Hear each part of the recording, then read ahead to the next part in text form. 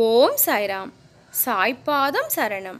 என் அன்பு குழந்தையே, உன் மனம் எதை நினைக்கிறதோ அதன்படியே உன் செயலும் இருக்கும்.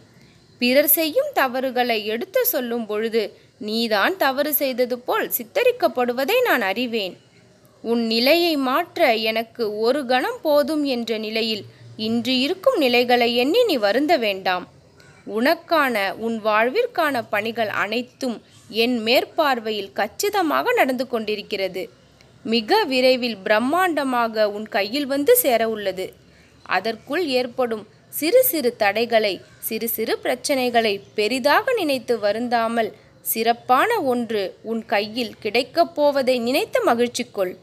உன் மனதறிந்து நீ யாருடைய கண்ணீருக்கும் காரணமாக இருந்ததில்லை. யாருக்கும் மனதளவில் கூட கேடு எண்ணியது இல்லை.